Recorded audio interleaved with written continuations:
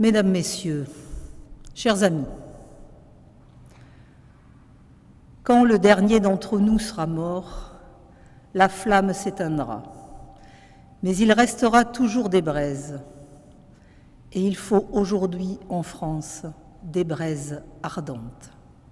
Ces mots, vous les connaissez, sont ceux de l'ultime héros de l'ordre de la libération, ceux d'un gardien vigilant du flambeau allumé par le général de Gaulle, ceux du dernier compagnon de la libération, devenu l'incarnation de ses 1037 camarades. Le message d'Hubert Germain nous est cher et nous parle. Il vibre de l'amour de la France et du service de la patrie. Il inspire nos vies, nous rappelle les valeurs de la République, nous donne toutes les raisons d'espérer pour la France et d'être optimistes pour notre pays. Ces braises ardentes ne s'éteindront pas, car nous les ravivons constamment, car nous les transmettons en héritage aux jeunes générations, car nous faisons de l'esprit de la résistance un pilier de l'esprit français. C'est le sens de la mission que m'a confiée le président de la République auprès de Florence Parly. Et je voudrais ici remercier Florence Parly pour l'écoute permanente et pour la construction que nous avons eue ensemble dans ce ministère autour de tous les sujets. Pour la 5e fois, je m'adresse à vous pour des vœux de nouvelle année. Je le fais, vous l'imaginez bien, avec une émotion particulière et avec le regret de ne pouvoir vous réunir en raison de la crise sanitaire. Mais je le fais avec la fierté d'œuvrer à vos côtés depuis bientôt 5 ans et le sentiment du devoir accompli. Je le fais avec fidélité dans les valeurs de la France, avec fidélité dans la promesse républicaine. En 5 ans, j'ai rencontré une multitude de Français dévoués, fiers de leur pays, passionnés par leur territoire et leur histoire. J'ai foulé des centaines de lieux de mémoire, fruits de notre longue histoire. J'ai commémoré des drames et des gloires qui ont façonné la France. J'ai entendu des douleurs et des souffrances. J'ai mesuré et accompagné la soif de mémoire des témoins. J'ai croisé une foule de porte-drapeaux de tous les âges, de toutes les conditions, menant avec un zèle exemplaire leur belle mission. J'ai vu tant de fois l'étendard tricolore se lever dans le ciel et, au son de la Marseillaise, faire frissonner nos âmes. J'ai partagé la nécessité de l'engagement avec des jeunes de tous les départements. J'ai échangé avec nos militaires, dans leurs unités, sur le terrain, sur les théâtres d'opération. Partout, j'ai vu la même ardeur, le même professionnalisme et le même désintéressement. Le ministère des Armées a un visage, celui de l'humain, celui des femmes et des hommes qui le servent aujourd'hui, celui des femmes et des hommes qui l'ont servi hier. Et permettez-moi de toutes et tous les remercier pour ce qu'ils font, pour ce qu'ils sont et pour l'appui constant que m'ont apporté directions et services. Le ministère des Armées est celui de l'engagement et du courage, de la défense de nos intérêts vitaux et de la survie de la nation. Le ministère des Armées est un ministère pétri de valeurs. Le mérite, l'entraide, le dépassement, l'exigence, l'humilité, la fraternité. Ces valeurs sont au cœur de la République, au cœur de nos missions. Je veux vous dire ce qu'ont été pour moi ces 5 années à votre service, au service de la République, au service de la solidarité, de la transmission et de la reconnaissance. Au service d'une ambition pour le lien armée-nation auquel je crois tant. Je veux vous dire ce que sont les valeurs qui nous animent, celles que j'ai constamment portées, que je continuerai de porter où que je sois, et qui sont celles de l'esprit français. Comme une évidence, c'est au musée de l'Armée, au cœur des Invalides et de nombreuses institutions militaires qui cohabitent, où tout est amour de la France, attachement à la nation et dévouement pour l'intérêt général, que j'ai souhaité m'adresser à vous. Les Invalides sont la maison de tous ceux qui ont un jour porté les armes et l'étendard de la France, de tous ceux qui ont mérité de la patrie et qui ont rendu des services signalés à notre pays. Ils forment la cohorte de l'honneur. Ils sont le monde combattant. S'engager pour servir son pays est un don de soi, un pacte avec la nation qui peut aller jusqu'au sacrifice suprême. Je salue tous nos militaires d'active et tous nos réservistes. Je souhaite que nous ayons une pensée émue pour les militaires morts au combat ou en entraînement en 2021, ainsi que pour leurs proches et leurs familles. Je pense aussi aux militaires blessés en service. Ils font preuve d'une admirable force de résilience et nous leur devons une attention particulière et permanente. Le médecin que je suis, que je reste, ne peut oublier le service de santé des armées, admirable de détermination sur les théâtres d'opérations extérieures, efficace dans la crise sanitaire en vaccinant, en accueillant des malades, en déployant des modules militaires de réanimation.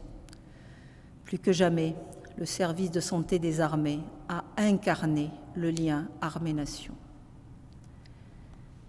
Et il y a ici aux Invalides un fil tendu entre générations, un fil qui unit les combattants d'hier et d'aujourd'hui.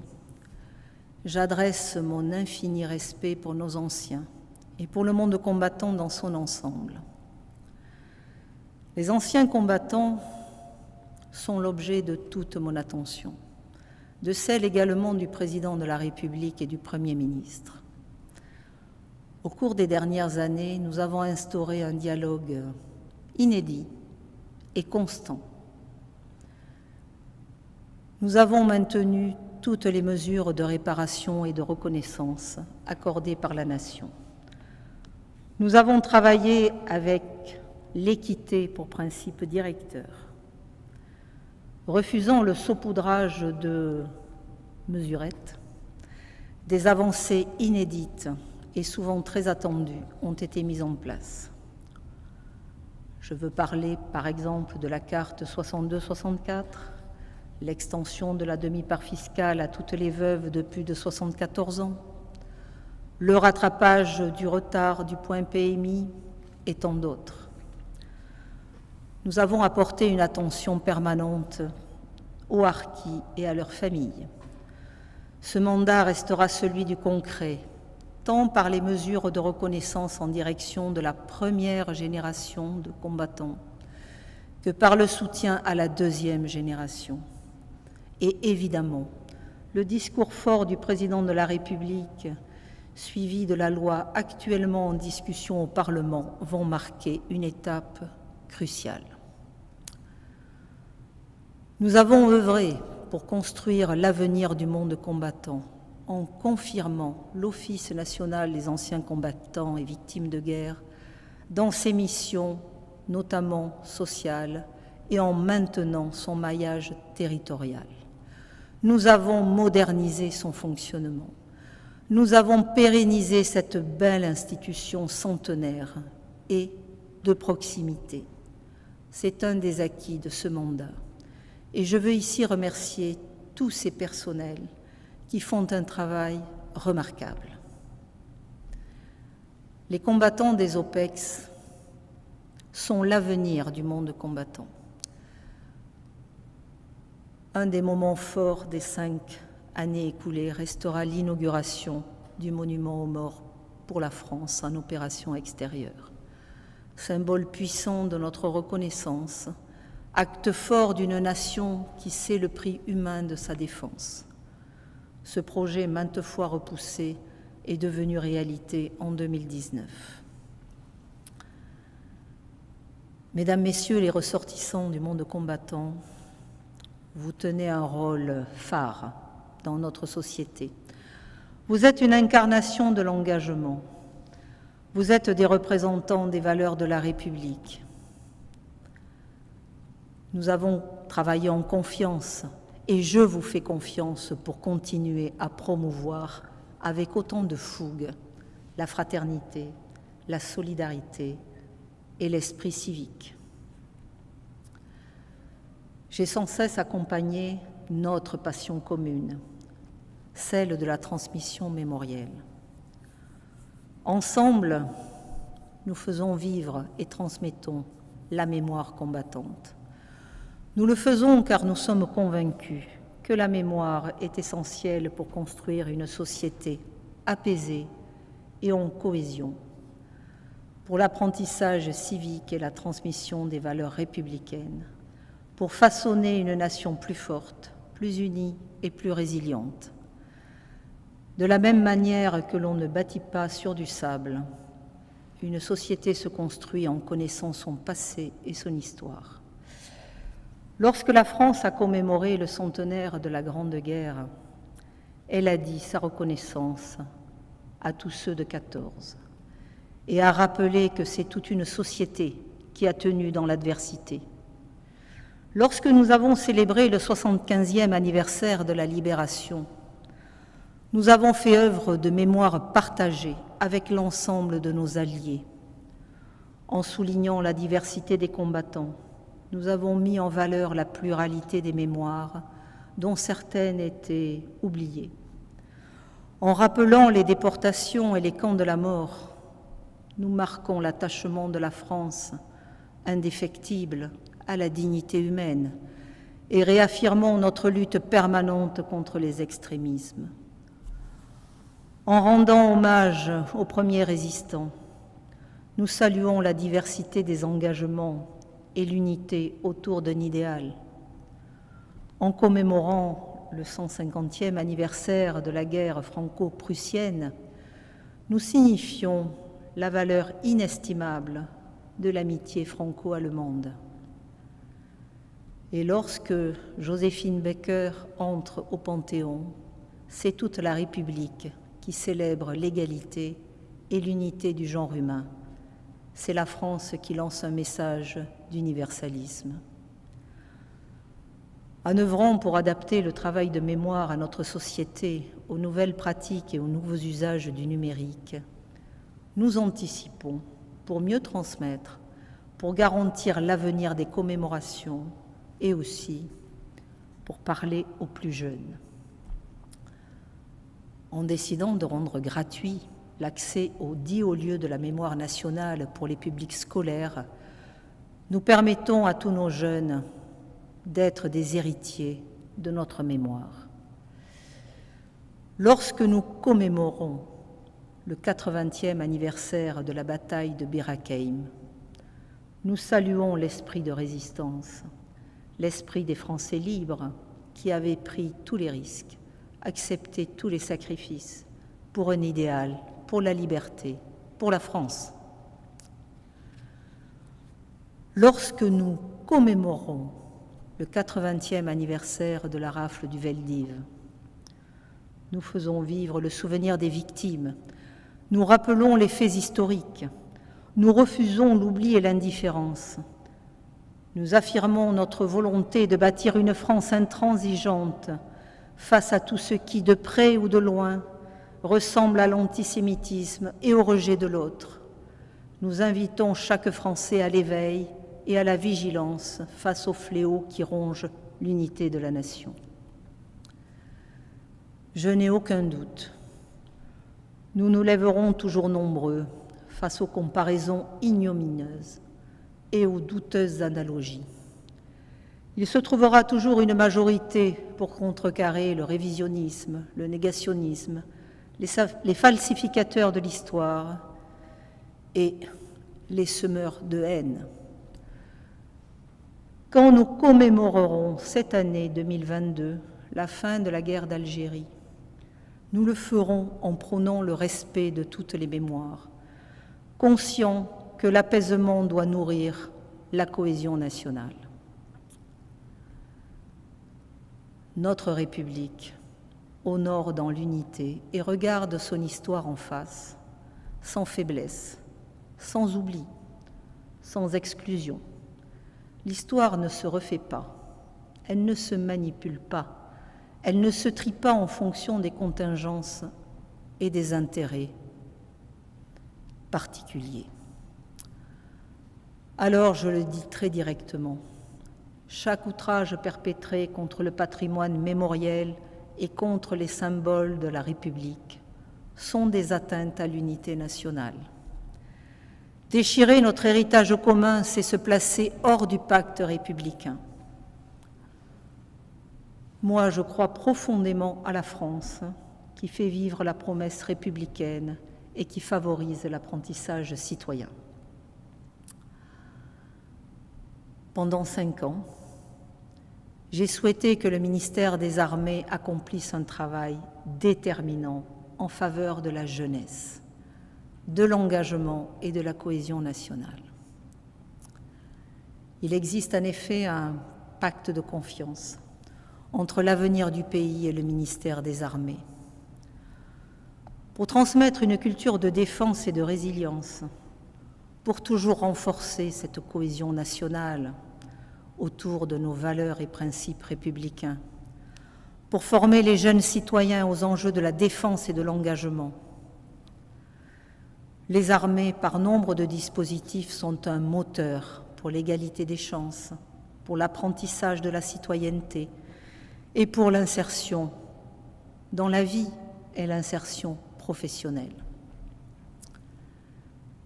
L'efficacité d'une politique passe d'abord par sa lisibilité et sa cohérence avec les attentes de la société.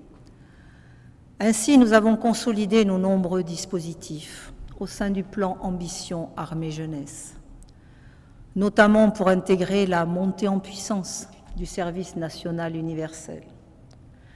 J'ai la conviction que ce projet de société sera un nouveau creuset républicain, un dessein d'émancipation inscrit dans la France du XXIe siècle. La journée défense-mémoire y prend une place essentielle et permet de sensibiliser à l'engagement, au métier de la défense et au travail de mémoire. À cet égard, je souhaite que l'on multiplie par 2 les classes de défense dans les collèges et lycées et qu'elles couvrent tous les départements. C'est en bonne voie. Je crois profondément à ce modèle donnant-donnant, à ce partenariat de proximité et de pédagogie avec l'éducation nationale. Et puis le service militaire volontaire, qui est un succès. Avec Florence Parly, nous l'avons pérennisé et nous poursuivons sa montée en puissance en accueillant de plus en plus de jeunes et en les conduisant vers l'emploi. Un pays doit croire en ses jeunes, sinon il cesse de croire en son avenir. Je suis convaincue que dans les défis de notre siècle, la jeunesse ne sera jamais un problème, mais qu'elle sera toujours une grande part de la solution. Notre société a besoin d'une jeunesse qui s'engage pour l'intérêt général, qui adhère aux valeurs de la République, d'une jeunesse qui fait corps, qui est attachée à la République.